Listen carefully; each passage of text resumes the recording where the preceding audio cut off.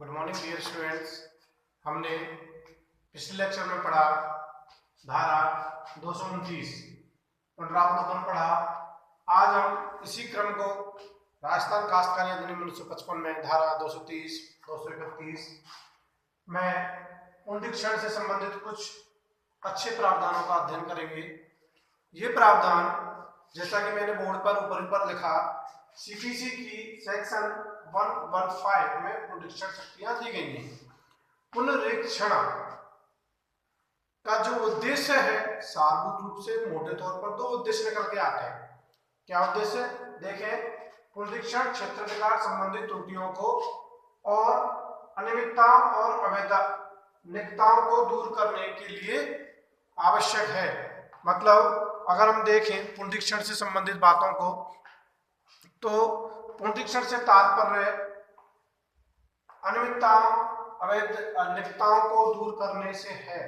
मतलब यदि कोई कोर्ट द्वारा या बोर्ड द्वारा या राजस्व न्यायालय द्वारा अपने क्षेत्र का संबंधी बातों को है नहीं किया है, क्षेत्र का नहीं है कर लिया है, गलती तो हुई है ना, तो उसको देखने के लिए हायर कोर्ट रिवीजन करता है।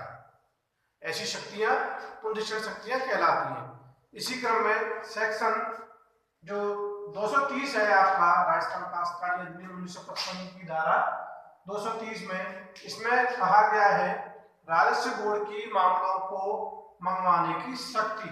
ठीक है, किसी अधीनस्थ राजस्व न्यायालय द्वारा निर्णीत वाद के अभिलेख मंगवा सकेगा। वाद है जो उसमें चल रहा है, किया है, तो उसको वह मंगवा सकेगा। क्यों?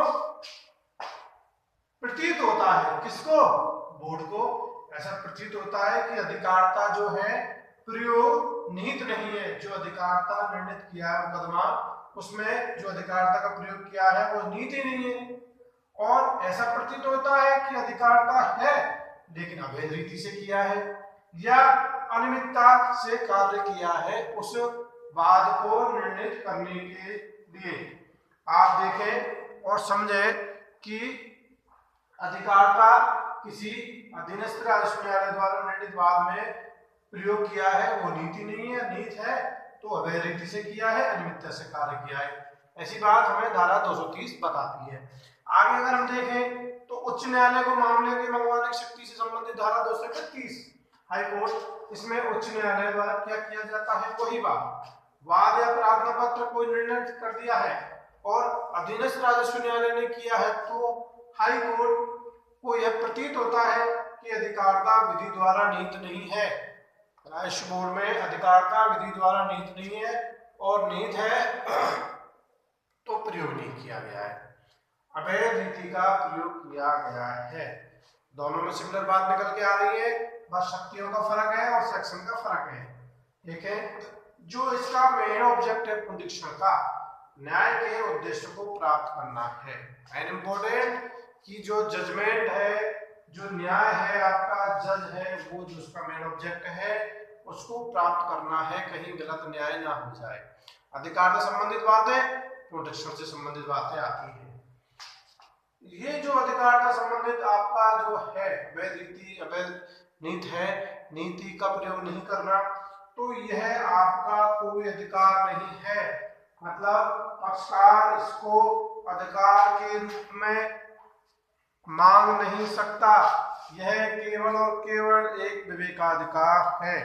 यदि हम धारा 230 की अगर हम बात करते हैं, तो बोर्ड किसी अधीनस्थ राजस्व न्यायालय द्वारा निर्णीत वाद, जिसमें धारा 239 के अंतर्गत बोर्ड को या किसी सिविल न्यायालय को कोई अपील नहीं की जा सकती हो कि अभिलेख मंगवा सकेगा। और यदि ऐसा प्रतीत हो कि उस न्यायालय द्वारा ऐसे अधिकार का प्रयोग किया गया है जो विधि के अनुसार उसमें निहित नहीं है या निहित है, प्रयोग नहीं किया है या अपनी अधिकारता का प्रयोग करने में अवैध रीति से सारवार अनियमितता से कार्य किया है, तो बोर्ड उस मामले में ऐसा आदेश दे सकेगा जो उचित समझे।